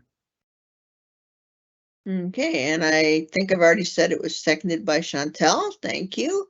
Do you want to motivate, or is it self-explanatory? Yeah, self-explanatory. I think it's a good plan, and thank you staff for all the hard work. And being on the long-range facilities plan, I can attest that a lot of this stuff is badly needed, and we could certainly use a lot more. And I'm sure that'll be coming. Yes, So, thank you. Yeah. Tom. Yeah, thank you, Chair. I just wanted to thank staff for prioritizing safe washrooms in all our high schools. I think it's a fantastic example of listening and responding, and I really, really appreciate that being prioritized in our report. So thank you very much, Mark, and anyone else responsible for seeing that need and responding to it. Absolutely, that's something I've heard about from a few people at the school, and it's very much going to mean a lot to the kids if we can get that approved. So thank you. All right. Is there anyone opposed to the minor capital plan? Seeing none, carries unanimously. And that concludes everything from staff reports. Thank you very much. We have no correspondence referred from the board meeting. So we are now into item 10, unfinished business. Mark Walsh, Secretary Treasurer, regarding our transportation admin fee. Sure, thank you, Chair. And so I really won't say too much, except for last time and express appreciation for the board kicking this one down the can, as we had a concern about a potential issue of conflict. In the interim, I've given advice to the board that it's appropriate to proceed to debate the item with limited concerns with respect to the conflict issue. So Again, that's not associated with the good or the bad of the recommendation, but certainly whether the board can debate it, I think it's appropriate to do so. So happy to answer any questions on the substantive issue, but otherwise it can proceed to be debated. Okay. Now, would that be, you want to debate that tonight, or are we going to debate that at the board meeting? So just as a recollection, it got moved and seconded. It did not get passed or defeated, frankly, depending on how it's going to go. So no. So the move was to defer it to this meeting. It's Thank been you. I moved couldn't and remember. seconded. So the motion is appropriately on the floor for debate and passage or defeat. Okay. Now, do you happen to have the motion nearby that you could reread it to us? Yeah, so the motion that was moved and seconded was the business committee recommends that the Board of Education of School District 68 institute a yearly administrative fee beginning with busing registrations submitted after October 1st, 2023 for all students who register for the bus who are inside of the walk limits as set out in Administrative Procedure 512, including students who are bused to specialized programming with the exception of special needs associated busing and BCT related riders, and that staff include an update in the yearly transportation update to the board. Okay, thank you. All right, is there any further debate on this topic, or do we want to take a vote, or where do people feel like they're at with this one? Comment from Chantel.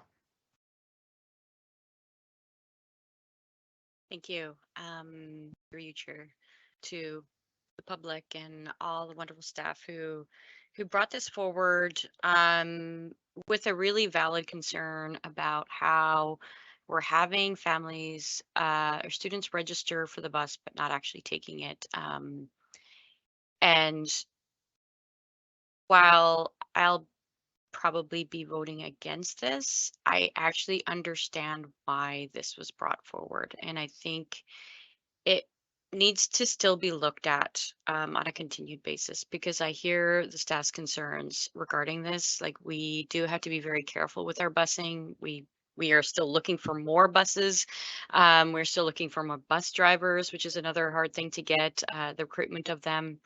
And making it fair and equitable for everybody means that, you know, if we don't register, if we register for it, we should be using it, taking advantage of that so that others can, because if you're not, then others can actually use it, right? So, because some of our buses are pretty full.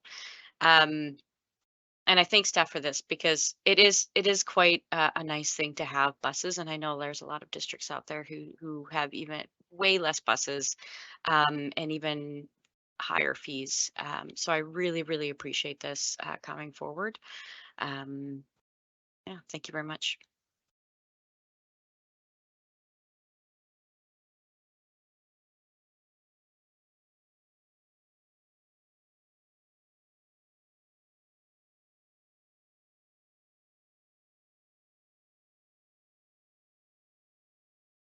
Oh, you're muted. That's my fault. I was muted. Mark Robinson, I apologize. You had a comment. I didn't realize I was That's muted. okay, Tanya. Oh, No, it's not. some people wish I was muted. Thank you, Chantel, for your comments. I have to echo them. Mark, and all staff that worked on this, thank you so much. I understand the intent and I appreciate the intent. The work that staff has invested into this is immeasurable. It was unpackaged. It was completely unpackaged, the intent, very informatively for me. And I was kind of on the fence, to be honest, given that there's an opportunity for students that might be from might not be able to afford the fee, that there are options for that. But having said that, there are still barriers, and Chantel said it succinctly. Anything that can put a barrier in terms of accessibility is and equity is difficult for me to support. And the barriers that exist, they're very real. I mean, a single mom coming here, trying to flee domestic violence, just for an example, doesn't want to be on the radar. She's in a heightened state of, being protective of her family, rightly so. The last thing she wants to do is put her name attached to something or stigmatize her. She's had enough trauma, and and I'm telling this from experience, having been told this, is that they want to move here, they want to fly under the radar, kids go to school, they don't want to be involved in anything because they're still processing. The last thing they want to do is take $40, $30, however it is, take it away from their kid that might be invited to a birthday party, and now that money cannot be used to purchase a birthday present. They don't want to register or put their name down on anything to help fund this. So the barriers are so immense. I'm not going to go into them. I think we know what the barriers could be. And, you know, anything that can even restrict or constrain access to publicly funded education, as a strong advocate for public education, you know, I can't support it. And especially nowadays with the cost of living going up, it's you know, hats off to staff for putting it together. The intent is there, but you know, just to summarize, I won't be supporting the motion based on a number of factors that I outlined. So thanks, Tanya. Any other comments or discussion on the motion before I call for the Yeah, vote? my Naomi. name's, I'm after it, sorry. I wasn't here for the last discussion on this. I was away at that meeting. I am gonna say this though, is that it fundamentally comes down to this. As soon as I hear fees, I just can't agree. It's public education. It's about equity, and not everyone can afford $40, $30, whatever the fee would be. So for me, the answer, I will be voting against it. That's it. Thank you, Naomi. Greg, question. I may have two, so I'll ask the first one, then I Okay. may put myself back on the list. So Yep. through you, Chair, to staff, do we have a sense of what the financial impact of not charging, or maybe I'll phrase this another way, of students signing up and not riding the bus is on the district? So through the chair, and Pete might want to pop on here as well. Again, we've seen it as an administrative burden, particularly in the beginning of September. We haven't calculated as a specific cost. Pete, I'm not sure if you have anything further to say, so sorry, I can't really provide a response to that. Thank you. Can I be added back to the list, please? You may. Pete, did you want to comment? I don't think I could comment any further Okay. than Mark has on the cost question. Okay, thank you. Is there anybody else who has a comment or question before I let Greg continue? Okay, go for it, Greg. Thanks, Tanya. Through you to staff, have we contemplated the benefits to students who ride the bus, or who maybe can't ride the bus right now, who otherwise could as a result of a proposed fee? So in other words, would the proposed fee provide benefits to other students? And have we considered how many and what the impact of that might be? Sure. So so we can respond a little bit deeper to this, but of course we would need to see it in action. So of course the idea is predicated on this concept that we have a whole bunch of people that sign up to ride the bus and don't. We also let individuals ride the bus where there is space available to them. And of course, when we have people sign up that are within, or sorry, that fall outside of the walk limits, then of course they're taking a spot, which we absolutely support. But if they don't ride the bus, then theoretically another spot could be given to another student that, you know, might be pretty far away, but at the same time would be a pure courtesy rider. So there'd be an impact in that regard. The other impact, though, is really in September, when we are getting the routes down. So if you've got 2,000 kids that have signed up, and you've got, you know, 1,200, 1,100, whatever that number is, riding, we need to assume that we've got 2,000 kids that are going to be riding on day one. And so that takes a lot of planning and shifting in the beginning of September, which is fair. We've done it. We're used to it, and we will continue to do so. So that's the impact. So probably increased access, and then increased kind of, or less complexity and less shifting in September is what I would suggest.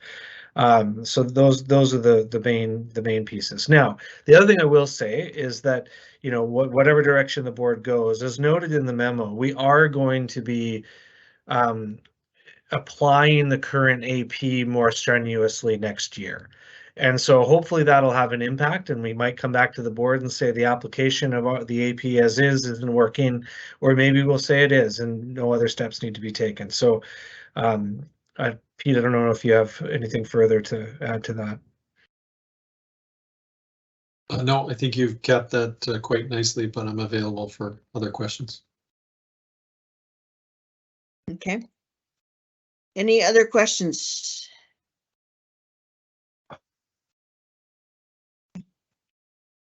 I'm going to comment before the vote. Well, comment from Tom. I'll go last. Well, thank you, Tanya. I was a little slow typing there, but thank you for That's okay. letting me in. Mine was more of a comment. I was thinking the other day about this issue because I stand with the rest of my trustee colleagues here that the idea of a fee really is off-putting when it comes to putting up a barrier for public education. But I guess my comment, and it's not really going to solve our problem tonight, but it's just something to think about. I did the math, and we have hundreds of families who have to rely on transit to get their kids to school because they don't live on one of our assigned bus routes. And, you know, for a family, that's $1,000 a year. That's $25 a week for 40 weeks of school. So I think we have a larger picture conversation to have here about how equitable our systems are of getting kids to school. So yeah, it was just some food for thought. 'Cause I was thinking, yeah, I don't want to add a fee, but then I was thinking realistically, a lot of our families do pay a fee to put their kids on a bus and get them to school just because they don't live on a bus route. So food for thought. Thank you very much on a complex issue. It's a very complex issue, and that sort of aligns with my comment. My heart agrees with Naomi, with all those who are saying they're not in favor of this, but my head is saying we need some way of doing something so that if people are signing up and taking up spots and we end up canceling routes because people aren't riding the bus, then we're hurting people who really need the bus just as much. And we do have ways, I believe, of supporting families for whom this would be a financial hardship. And I believe it can be done discreetly enough that, to Mark's point, that we can protect families who need it. And first, I mean, even beyond any kind of situation where families fleeing an abusive situation, my priority is always protect families' dignities. But I think that the staff would not have brought this forward to us, this suggestion, if it was not a problem that is going to become bigger and cause more strain on the system if we don't figure out a way to deal with it. And this might be something worth trying. Greg and then Naomi. Thank you, Chair. Through you to staff. I'm having trouble getting a good grasp of what the implication or impact on our system of students signing up and not riding the bus is. Would you be able to help clarify that for us? What is the impact of students who are signing up and not riding the bus? How does that impact the system? How does it impact students who would be eligible for bus ridership, but perhaps aren't or can't find a space? I really need to understand a little bit more about the issue. Great. I'm going to bring Pete on here, and I know Tracy's not with us this evening, but Pete, I'm hoping you can respond. Yes, thank you. I think the answer is pretty simple, that we end up saving a seat for a student who rides very infrequently. And that, in other words, we believe the bus is full, but it runs below capacity and it doesn't give the opportunity for other people to ride. And we do have people who would want to ride the bus. It also can artificially mean that a bus consolidation or changing bus run times to improve student access isn't available to us. Thank you. You have a follow-up, Greg? Yes, if that's okay, Chair. Yes. Yep. So I and just then- want to, I just want to make sure I understood what I heard. So by allowing students to continue to sign up for a bus seat and not ride the bus regularly, what I heard was the implication of that was that other students who might otherwise need to or want to ride the bus may not be able to. And then secondly, we're losing out on opportunities to streamline our routes or perhaps, make the system more efficient. Is that a fair assessment? Through the chair, yes. Thank you. Okay, and then now Naomi?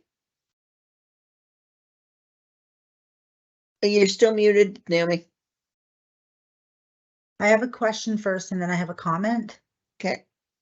So my question is, I remember when those student tags were introduced, and I remember the challenges we had, and I was actually really against it because I felt that some kids would not be good at remembering the tags to go on to be able to get on the bus. You know what I'm talking about, Pete? Okay. Do those not record as you go in and the kid taps it? Does it not record the student has got on the bus? Yep. Yes, it does. Okay, Yep. So rather than implementing a fee, this is my thought, to deter people from not using the transit system, why not have a clause in the signing up when they sign up to be able to ride the bus that the student has to meet a threshold of so much time, using the bus. And I don't know what those numbers would be or whatever, but they have to use the bus X amount of time, 80%, whatever it is, rather than implement a fee that may or may not, like I know Tanya mentioned that, well, some people might, be able to get some support to help them with the cost. There's a lot of parents that, even though they don't appear to have a tight budget, they do. Mm-hmm. There's a lot. And if you add $30 or more, that's a lot of money. If they have 2 or 3 kids riding the bus, that's a lot of money. They already spend probably $180 to $200 on school supplies starting up in September. So I will do whatever. I would like us to find something different that isn't going to add a cost to public education for them to be able to take a bus in our public education system. So I think if we could somehow monitor, if we can figure out a way of monitoring their attendance on the bus. I do realize that creates more work for staff. I understand that, but I am a massive supporter of public education, and public education has no barriers in my world. Thanks. So Mark. through you, Chair. So indeed, we are doing, like, as I noted a bit earlier in the memo on page 70, we will be doing that. And so we'll be coming up with communication. So that was kind of one part of the 2 prongs to address the issue. But certainly if we have the 1 prong, then we'll see how that goes. But we will be doing that. So you can probably anticipate a few extra complaints next year about students that were removed for lack of ridership, but we will be communicating with the community and applying the AP as it's currently written. Okay. Any other comments or questions before I move us to a vote? Okay, seeing none. If you can use the chat, in favor or opposed to the recommendation.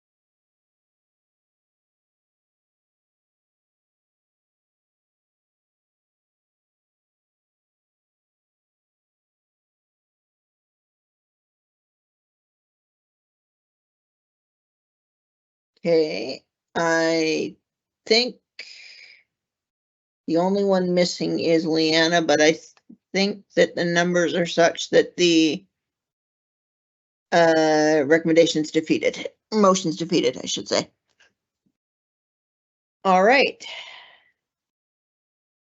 I think it might, Mark, did you vote?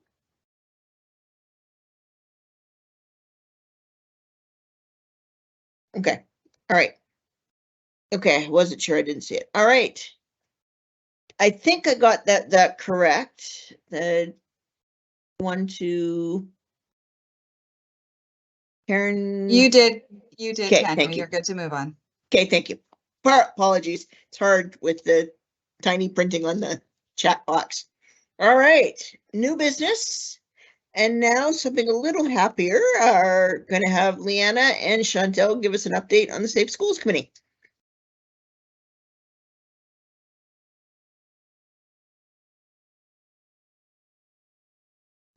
Great, thank you. I believe actually we were gonna let Sean do a little bit, but I don't know if he is. Yes, there you go. Thank you, Sean. If you want to take it away, I'd like to add a little bit myself to it after you, Sean. And Leanna, I'd love to hear from you as well if you can. But take it away, Sean. Thank you. Oh, I didn't realize you wanted me to go through it. I'm more than happy to. Do you think I should do it then? It's interesting because this is for folks who don't know, this is the Safe Schools Committee has been around for a long time, and it came from other groups as well, and it melded together, and then it sort of changed and adapted, and now this year is the first year that trustees are the co-chairs of this committee. So it's a little bit of a different structure. Sean, like just everybody on the committee has been so helpful. And Sean, we really leaned on you to help us put this report together. It's basically him who did it with our input. And we really appreciate that a lot. Do you think I should? I think maybe I will. I'm happy to help. I'll be right here. You want Right. to pass over to me for detail, you just let me know. Thank you. That would be great. And please jump in whenever. Totally fine. It's almost 8 o'clock. So yeah, I think we're all maybe fading just a little bit. But yeah, it's been a really great year. This was super exciting to be given this committee, to be trusted with this committee, because this committee to me means like a heck of a lot. I think it's really foundational work that happens within this district, and I'm super proud and excited and so grateful I get to share this role with Leanna, who is just the most loving, fantastic person to be doing this with. I'll add a little bit more of my personal notes in here as well, and we started. I kind of started with this meeting. I set up some guidelines, wrote some out, just hammered them out one day, and threw them at the committee, and they seemed to like it. But then I sort of adapted it a little bit, and these guidelines are really just ground rules and how we come to the table in this space, because it is discussions regarding a lot of very vulnerable, critical heart work, basically. And so we need to create a safe space to be able to have those really hard discussions about things that are happening in our district and what we can do to advise the board on what we've learned and what we think should move forward. So the committee was supported by the amazing Elke, administrative assistant, Department of Secretary Treasurer. So much hard work she put into this. It's really hard to do notes for a meeting where most of it, 99%, is actually confidential, right? There's a lot of discussion happening there, and so it's really hard work for her, and she gives us our little treats there when we come, and I'm so excited that she does that. We have our CUPE representative, Sherry Martin, NDTA representative, Sarah Elson, I don't know how to pronounce her last name. Is it Hohan or is Hogan? Not quite sure. DPAC representative, Jessica Krog Irving, community member Terry Flower, 2 NSAA representatives, Lindsay Watford and Jennifer Robson, learning services representative, Carrie Steele, human resources representative, Sean Johnston, and our 3 CBIMS representatives, Emeka, Lydia, and Gina. And yes, it is. Thank you. Fantastic. Thank you very much. So yeah, we didn't have a formal work plan. So we basically kind of started to just to more get to know each other and brought up some of the things that were really kind of like pressing issues in our face. And the biggest one that we saw was the RCMP youth team review. And, you know, we had heard from the Vancouver School Board about the situation that happened there. So we decided to take a look at it and invite some folks from NDSS and the Nanaimo RCMP youth team to present to the committee to discuss their work and to take questions. And then we had a discussion of this work by the committee. So we reached a consensus about our recommendations, and the recommendation one was the RCMP youth program is of a significant benefit to students in our district, and this partnership between the district and local RCMP should be continued. And then recommendation 2, the district should develop a communications community engagement resource regarding the youth team, so that district stakeholders can easily identify information such as what this work involves, the RCMP officers involved, and where they are assigned, and how to contact RCMP and district leaders involved in the program. I myself was, you know, I had my reservations and stuff, and it was a really good meeting to talk with them and find out what are we doing in this district, because I found out all districts are different, even different schools. It's really important to get that information. And I'm so happy that we did, because it's really actually alleviated a lot of my my own personal worries. But I would love for that information to be shared out to the public and the wider community, because I think it's really valid information. And it's necessary work. And I think the relationships that we have with them has, I think, really helped our district prevention, relationship building with the right people in the right places at the right time.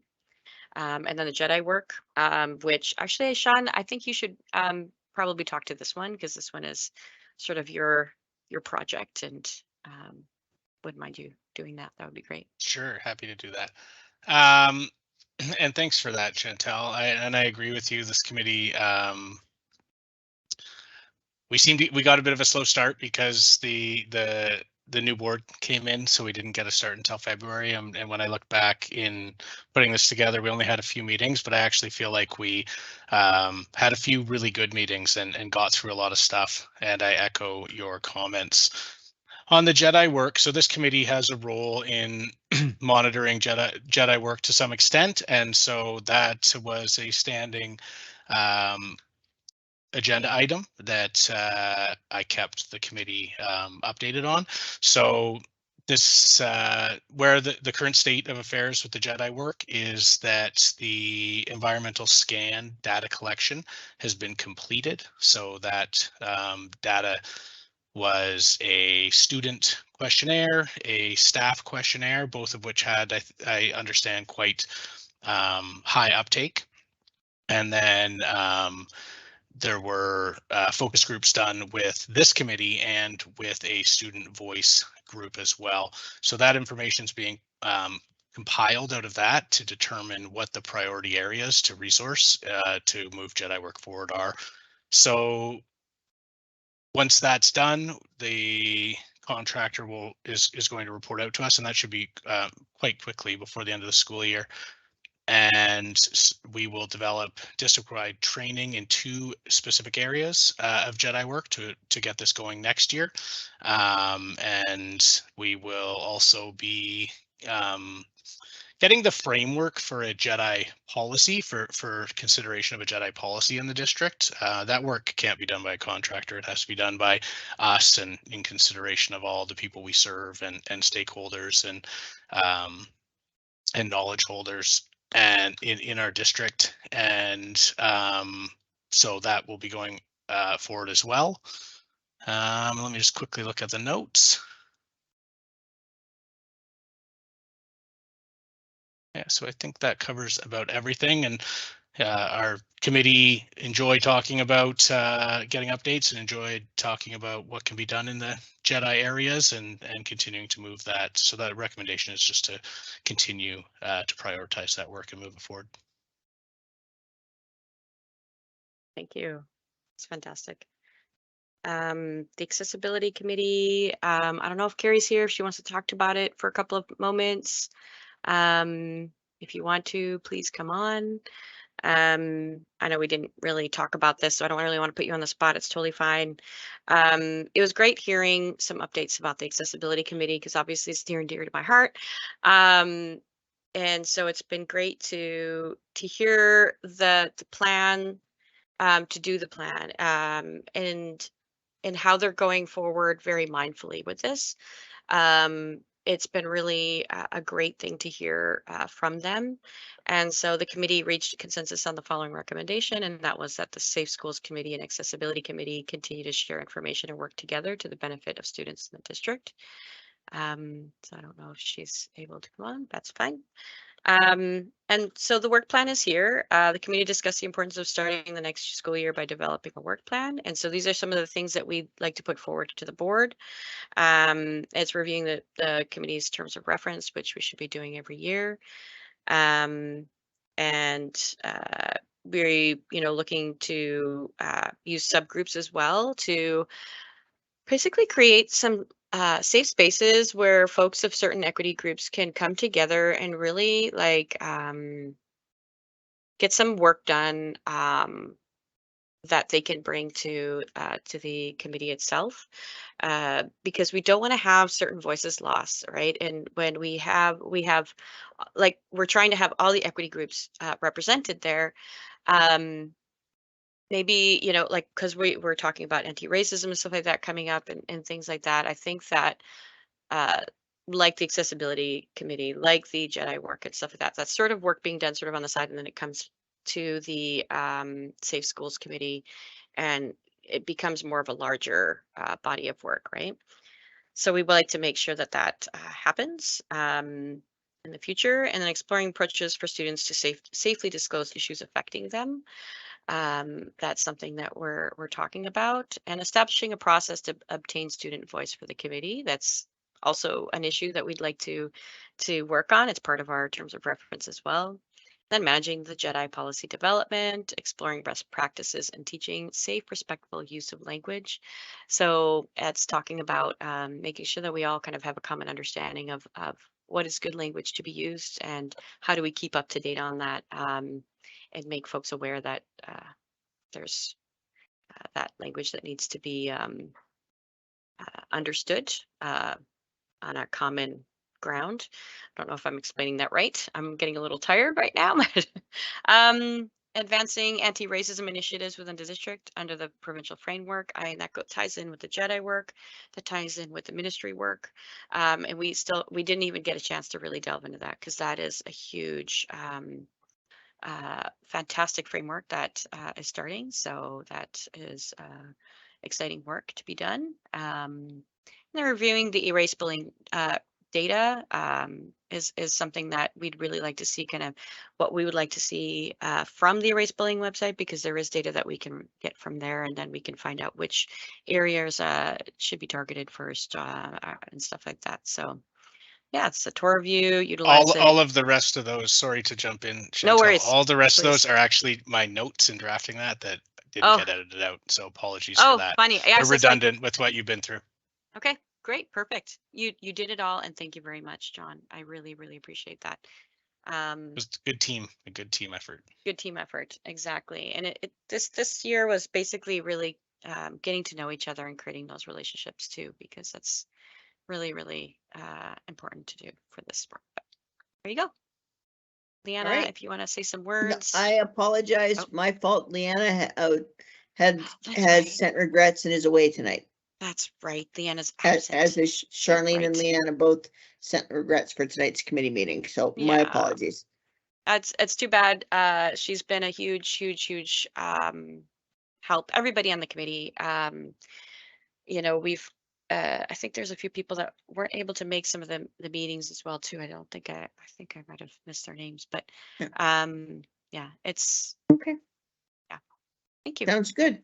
All right, moving on to just see if there are any questions or comments about this report. Thank you very much for this. By the way, it was excellent. It's great to have this update. I agree with you. I think this is one of the most important committees that the board is involved in, along with policy. Seeing none, I'm going to move on to item 11.2. Greg Keller, our board chair, is going to give us an update on our strategic plan. Thank you, and through the chair. In accordance with our strategic plan policy, the board chair, with the assistance of the superintendent, is to bring a report forward to the board on the renewal, revision, or extension of the strategic plan 6 months in advance of its expiry. The current strategic plan that we have today, it ends at the end of the year on December 31st. And if you look at page 74 of your agenda, there's a report. The intent of my report is for information purposes, and we're not seeking a motion at this time. I won't take the time to read the report. However, the idea is to outline the requirements of the strategic plan policy and to provide a brief overview of the current strategic plan, as well as some brief highlights of our progress on each of the 4 strategic plan goals. As you'll see there, the report also outlines the requirements of the Ministry of Education and Childcare with respect to the framework for enhancing student learning and the Ministerial Order M302. The report that you see before you is essentially one of the first steps in initiating the strategic planning process and providing a bit of a highlight in general terms of the next steps involved in the strategic plan process. As outlined on page 4 of the report, the superintendent and the board chair held a student voice session with representatives from all secondary schools on June 2nd. And this was done in part to discuss the strategic plan. The board also held a strategic plan working session earlier today, and we'll be holding another one on August 23rd, which will also be facilitated by Pete Langstrat. The intent of the sessions is to inform the direction that the board wishes to seek or take with respect to the strategic plan and to help determine whether the board wishes to renew, revise, or extend the plan. The proposal at this time is to bring a proposed process back to the business committee on September the 13th with a request for formal approval of the process proposed for September 27th. If you take a moment and refer to Appendix A of the report, you'll see a roadmap for the strategic planning process. Please note this is a high-level overview for the purpose of providing the board with a general idea of what the process is intended to look like. And of course, subject to change in response to board direction and community input. The board will be asked to provide direction with respect to whether the review will be a renewal, a revision, or an extension. The board will also be involved throughout the process of creating the plan and will be asked to approve the strategic plan review process and the plan itself. The process approved by the board in September will provide more information about what would be included in the review, as well as how the board would seek input from rights holders, stakeholders, students, and the community. Thank you, Chair. I'll now turn it back to you. You're muted, Tanya. Muted. Thank you very much. I thought I'd push the button. All right. Are there any questions from either trustees or any of our partners around what Greg has just shared?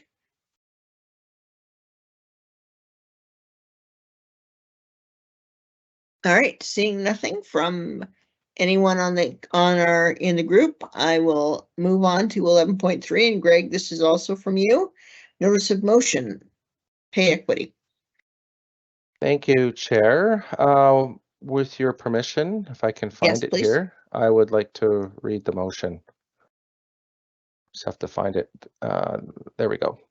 That the Business Committee recommends that the Board of Education of School District number 68, Nanaimo Ladysmith, directs the Chair to write a letter to Minister of Education and Childcare to request the immediate adjustment of the district's pay equity supplement to reflect the district's cost of implementing pay equity as of 1998, or alternatively, fund the district at the provincial average of pay equity supplements received by all districts based on FTE, and request a meeting to discuss the request. Thank you. Now that's just as a notice. Bleh.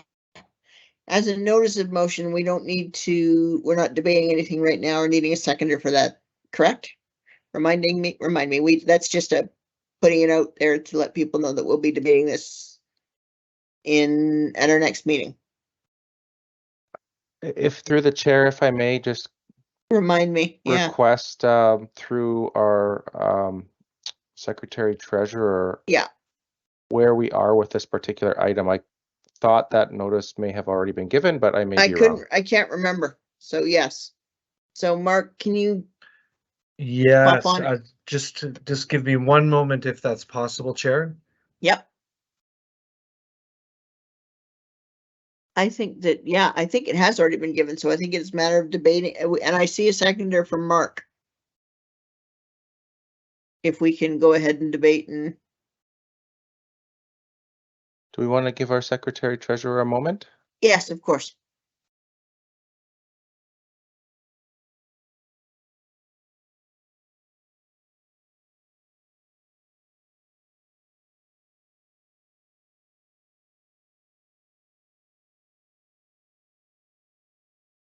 So just reviewing the business agendas from May the 10th and 17th and didn't see it as a notice.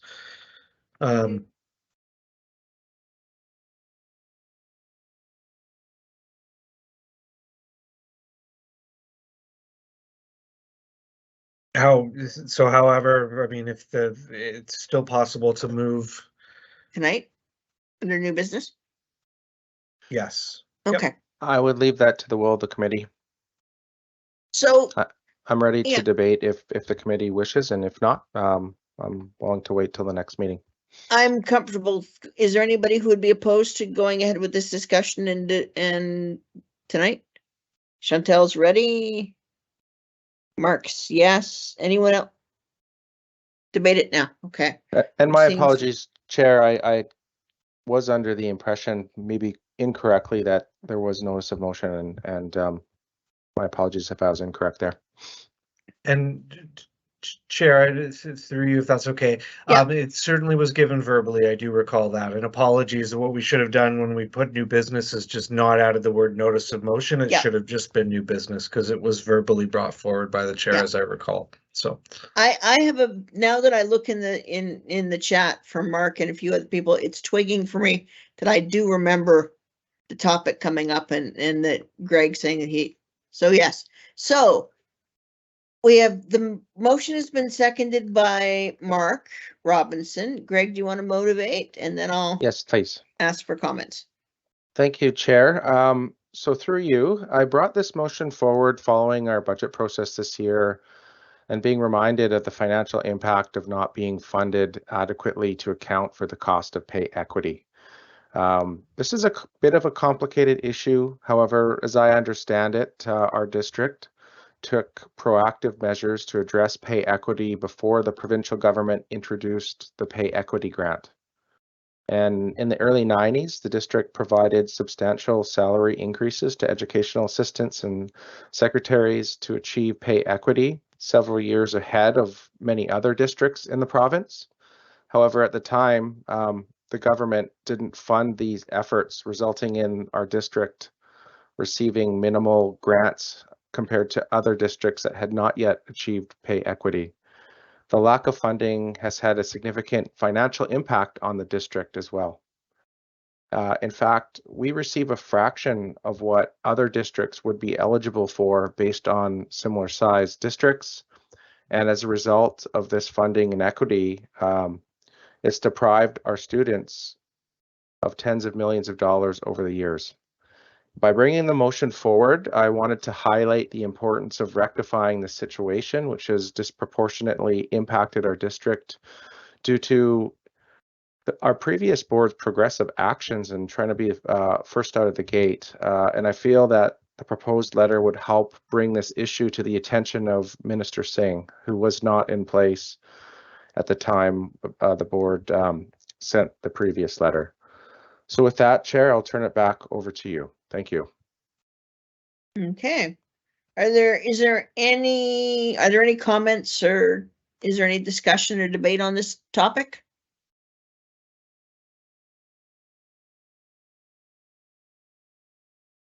Question from Mark. Just a quick question, if I may, Tanya. If the entire board signed it, would it add any extra weight, or is it just from the chair itself? Like, would it add any extra oomph at all? I don't think so. I think Okay. that the presumption the ministry realizes that anything that comes from the chair is coming Right. with the weight of the support of the full corporate board. Right. Yeah. I was thinking from a unanimous point of view. Okay, thank you. Yeah, we can make note of that in the letter that it was unanimous, or in any advocacy that we do. Yeah. That's normally, I think, the process. Thank you, Tanya. Any other comments or questions?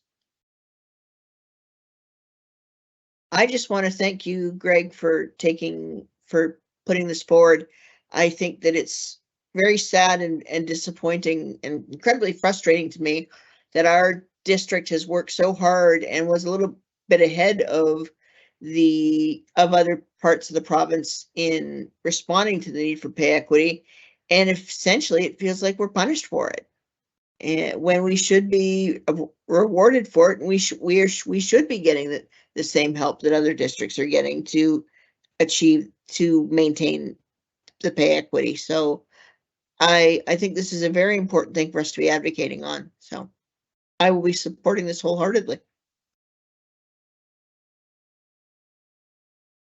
Any other comments before I call the question? No. All right. Anyone opposed to the recommended motion?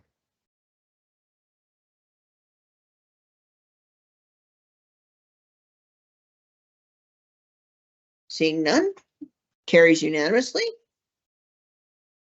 All right, we have reached the end of our agenda. Item 12 for information, we have nothing. I believe there are no questions from anyone in the audience.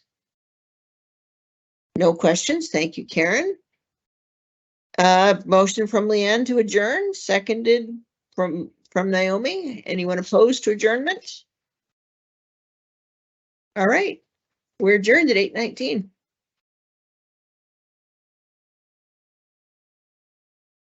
Thank you all.